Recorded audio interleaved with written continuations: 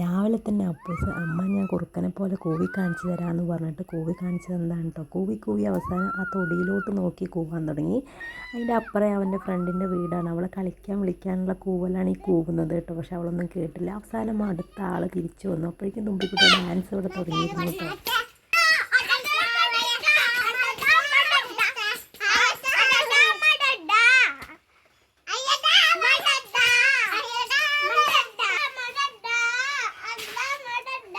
തുമ്പി കളിക്ക്.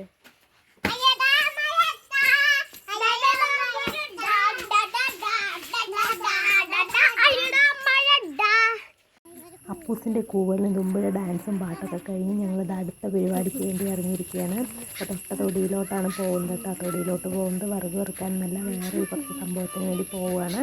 അവിടെ അമ്മ കുറച്ച് നേരത്തെ പോയിട്ടുണ്ട് കേട്ടോ. തേടിയ വള്ളി കാലി ചുറ്റി എന്ന് പറഞ്ഞതുപോലെ നമ്മൾ തേടി നടന്നത് ഇവനെയാണ് കേട്ടോ. കണ്ടാൽ ചേന പോലെ തോന്നും. ചേന തന്നെയാണ്, പക്ഷേ കാട്ടുചേനയാണെന്ന് മാത്രം കേട്ടോ. അപ്പോൾ കാട്ടുചേന തണ്ട് കറി വെക്കാൻ വേണ്ടി ഞങ്ങളത് പറിക്കാനായിട്ടാണ് ഇങ്ങോട്ട് വന്നത്. അപ്പോൾ കാട്ടുചേനയുടെ തണ്ടിൽ ഈ പുള്ളികളുള്ള കാട്ടുചേനയാണ് കേട്ടോ കറി വെക്കാൻ എടുക്കുക.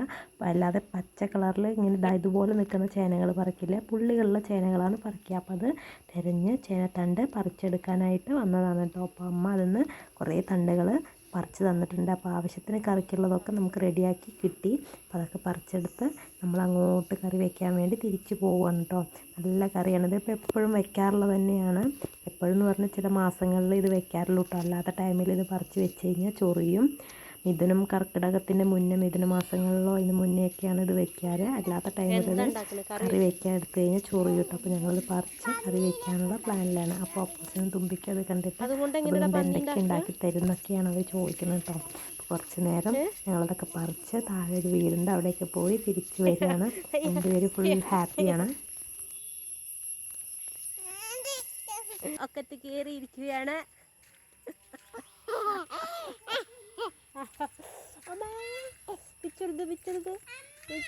തുമ്പിക്കുട്ടിയോട് വർത്താനം പറഞ്ഞു വരുന്ന തിരക്കിൽ അപ്പൂസിൻ്റെ ബില്ല് ഞാൻ കേട്ടില്ല കേട്ടോ. അതാണ് ഇങ്ങനെ കനത്തിൽ വിളിച്ചുകൊണ്ടിരിക്കുന്നത്. അതൊക്കെ കഴിഞ്ഞ് ഞങ്ങൾ വീട്ടിലെത്തി പഠിക്കാതിരിക്കുകയാണ്. സ്കൂളൊന്നും ഇല്ലാത്ത നല്ല ലീവായിട്ടുള്ള ഒരു ദിവസമാണ് കേട്ടോ അത്. ഞങ്ങൾ കുറച്ച് ദിവസങ്ങൾക്ക് മുന്നേ എടുത്തിട്ടുള്ള ഒരു വീഡിയോ ആണ്. തുമ്പിക്കുട്ടി എത്തി വീട്ടിലൊക്കെ ഇരുന്ന് പഠിക്കുകയാണ്. നല്ല രസമാണ് കേട്ടോ തുമ്പിക്കുട്ടിയുടെ പഠിത്തം.